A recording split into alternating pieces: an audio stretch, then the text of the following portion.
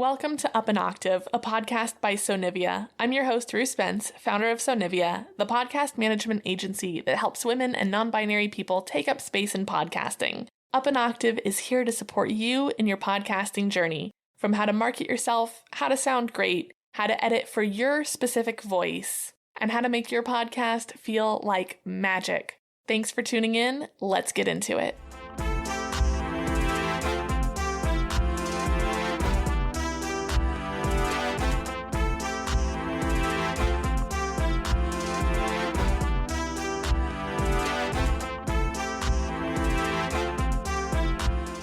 Welcome back to Up an Octave. Today I'm talking about volume. More specifically, we're talking about LUFS, L-U-F-S, what the heck it is and why it's critical for a pleasant listening experience, which turns into more downloads for you. So what is LUFS? LUFS stands for Loudness Units Full Scale, and it's a way of measuring sound. But instead of decibels, which measure actual volume, it measures our perception of volume. Think of it almost as like a wind chill or real feel for sound. I don't actually know how real feel or wind chills work, but I know that it can be 45 degrees out, but with the wind chill, it feels like 26. And so I'm like, just say it's 26. But that's honestly how LUFS works. How we perceive sound is influenced by much more than just the volume. It's also influenced by things like frequency. Our perception is impacted by how low or how high a sound is. So think about it as if it was 45 degrees, but it was sunny, it might feel warmer.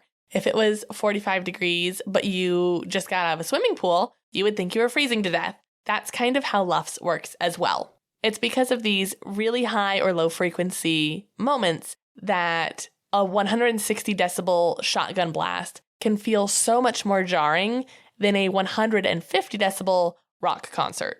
Over time at the concert, you just kind of get used to it. You adjust to that volume, and yes, your ears are going to ring and you're going to struggle to hear when you leave the concert and you are at like Waffle House afterwards. You're going to be like, what? I can't hear anybody.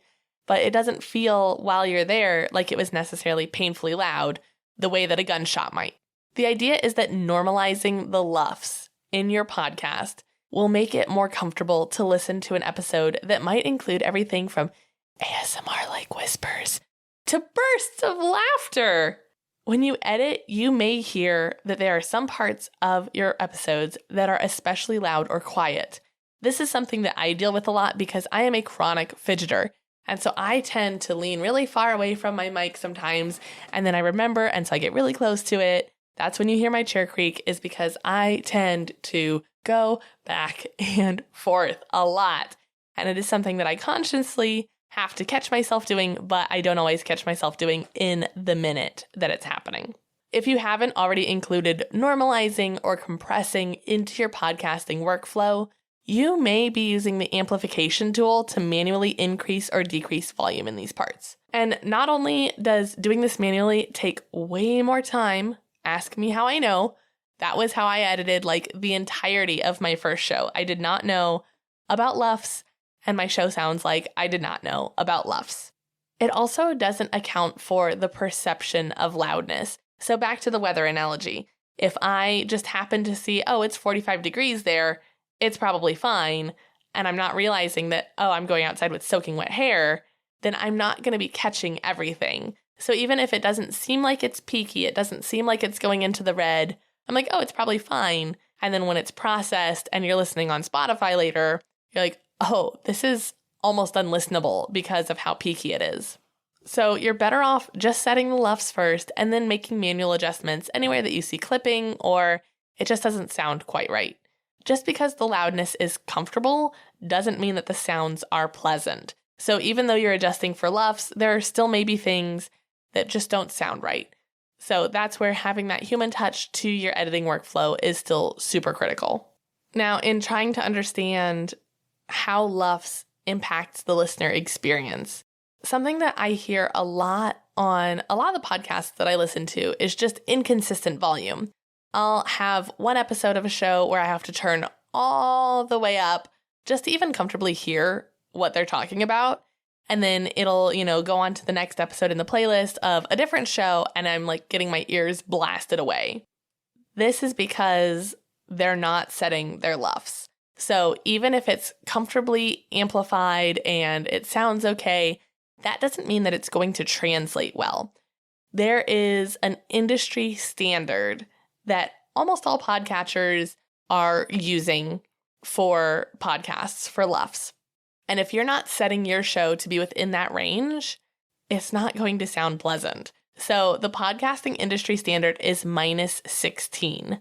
No matter what DAW or digital audio workstation you're using, that's the software for your post-production, if you're not familiar with that terminology. So like, for example, mine is Audacity, there's Descript, there's Spotify for podcasters, there are a ton of different DAWs. Almost all of them are going to have a way to set your LUFS. So you're going to want to set it to -16. And right now I can tell you how to do it in Audacity because it's super easy. So you're just going to highlight the entire track. Then you go up to Effect, Volume and Compression, Loudness Normalization. You set it to that -16 and select OK. This then treats the track and you're going to get your audio to that corrected level. In addition to your LUFS, the other components that do go into having a pleasant volume is making sure that the gain on your microphone is set to the right level. So if you're using like a Yeti, there's going to be a gain knob right on the microphone itself. Or if you're using some XLR mics, you're going to have to manipulate it on your interface. So for example, I use the Focusrite Scarlett 2i2, and there I can manually adjust the knobs for my microphone or microphones if I'm recording with another person. So this is something that's also important because LUFS can only go so far, and that's to make it mechanically comfortable. But as I mentioned earlier, the sounds that you're listening to can still be unpleasant. So if you have your gain too low, you're going to hear a snowy sound. Once you get that LUFS kicked up so that it's amplified enough to be comfortably listenable, if there wasn't a whole heck of a lot to amplify in the beginning, that's where you're going to get some of that sound because it's working to amplify everything just to get to that listenable level. On the other hand, if you're way too hot, sometimes this comes from speaking really closely into the microphone, then you're going to get clipping. Now, clipping is very easy to spot when you're in your editor, in your DAW, because it looks like a fresh haircut. That's what I kind of always think of is it's like fresh bangs because it will just be a blunt line. Like all of the vertical lines of your waveform just have a flat top, like they just got sheared off by a lawnmower. And that is because they're so loud that they're out of the range. So the way that you can only pick up so much on the sound wave, it's going beyond those barriers. And it's actually so loud that it's not even registered. And this is where you get that speaker blowing horrible, horrible sound. And you'll also have a lot of degradation of your audio quality at that level. In addition to setting the LUFS, making sure that what you're actually manipulating is even listenable in the first place is huge. So spend some time sound checking, getting familiar with what gain sounds right for your voice on your microphone, especially after you change microphones or room setups. This is critical. The other thing is making sure that you're the appropriate distance away from your microphone. Typically being about a fist or like a hang loose sign or like a telephone sign if you're not a Gen Z person like myself. So the thumb and the pinky extended or a fist away from your microphone is what sounds the best. On a dynamic microphone, you're going to want to be a little bit closer just because of how these microphones work. Whereas with a condenser microphone, you can back up just a little bit. This is going to impact what is getting picked up by your microphone.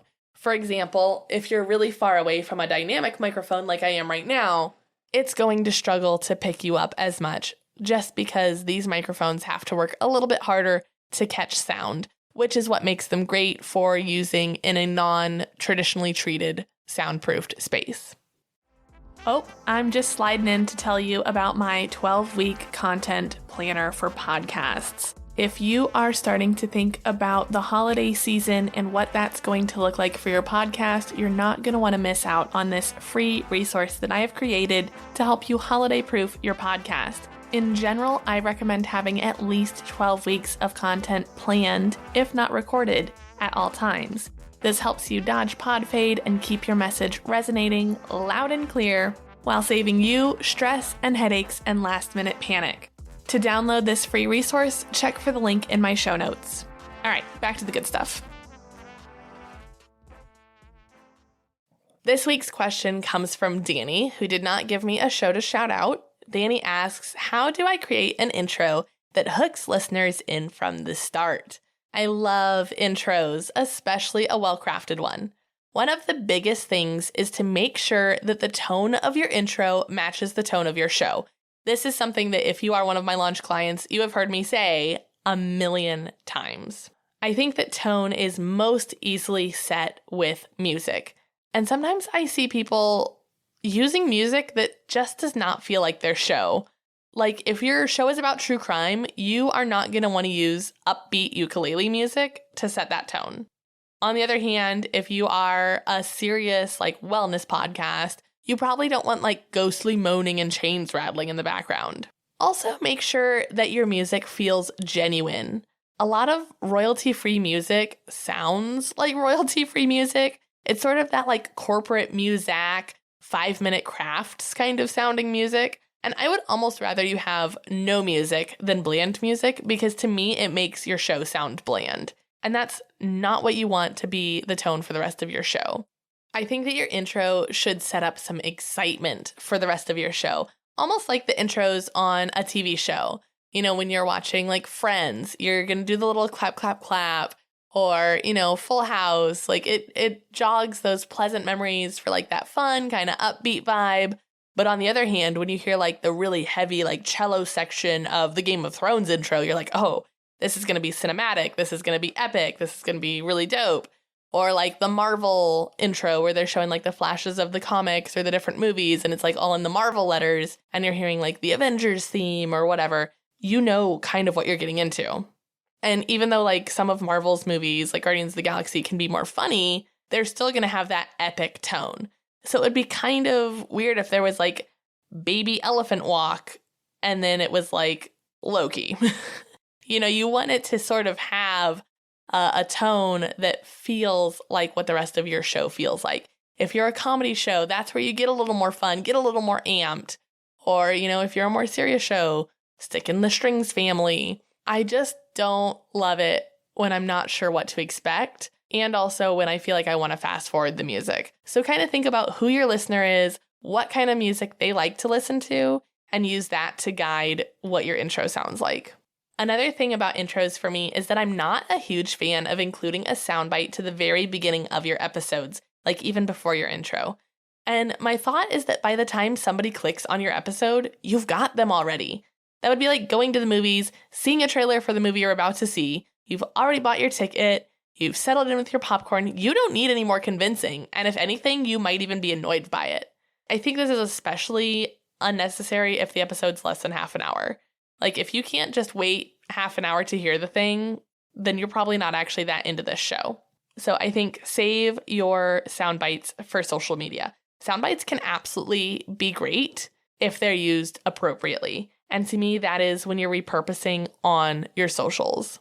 Some other things that I think your intro absolutely needs is a little brief summary of what listeners can expect, a little bit about who you are and why this is your show, why you have the authority or why you have the desire to speak on it, and what they can expect to get out of it. An intro that I think is definitely exemplary of all of the things that I'm talking about is the My Brother, and Me intro by the McElroy brothers. This is one of my comfort shows for sure, but I think they have a really banging intro. They've changed their music a couple times over the years, but they have a quick little intro that just kind of summarizes, this is going to be really fun. It's super lighthearted. Sit back and enjoy. Another intro that I think is really great is the Beach Too Sandy, Water Too Wet intro. They tell you exactly what that show is going to be about. It's a show where they read really silly Yelp reviews from people and kind of make fun of them. And I think that they have such a great intro. It's read by this more serious broadcast sounding voice. and you're like, oh, this is going to be so fun. And it's kind of got that like movie aspect to it where it's like, oh, you're like a movie announcer almost. And then it's got some really fun, jazzy music. And then it takes you right into the episode. Even if you're not a fun, lighthearted show, you can still make use of having a great intro. Even if you are like a continuing education's units podcast, which is actually a show that I have just gotten to work on recently, and I'm really loving being in that space. So if you are in a more corporate setting, don't sleep on using podcasting for CEUs. I might actually talk about that in an episode here before too long, because that's really a unique platform that I hadn't considered until it was kind of dropped in my lap. But even for that type of a show, I don't think you need to have that Muzak sounding music. I think that you can find something a little bit more thoughtful, a little bit more retrospective. It doesn't have to be super brassy and fun and jazzy or poppy. It can be a little bit more laid back, but I think it can still sort of set the tone. To me, a good intro, whether it's on a TV show or a podcast, is kind of your chance to get comfy. You know, it's like if you're doing a meditation, it's like when they're like, just take a minute, get comfortable, start taking some deep breaths. You know, because if you go from whatever you've been doing before to right into the heart of it, I don't know. I like that little preamble to get situated. Even if it's for like a true crime podcast, I like to kind of segment out my media and be like, cool, I was doing that. Now I'm doing this. This is what I want that to feel like. So I hope this is helpful. Thank you so much for your question, Dani. And if you have a question that you would like me to answer, you can send me an email at rue.sonivia@gmail.com or just DM me a voice note on Instagram at Sonivia Studios. That's it for today. I will be back next week with a Pass the Mic episode, chatting with Erin and Meghann from My Skeptical Sister, a show that is very near and dear to my heart. So make sure that you tune into that next Tuesday. In the meantime, you can follow me over on Instagram at Sonivia Studios. And wherever you're listening, if you could please take a minute to either rate or review, because just like your show, mine needs those to grow. Thank you so much for helping me take podcasting up an octave.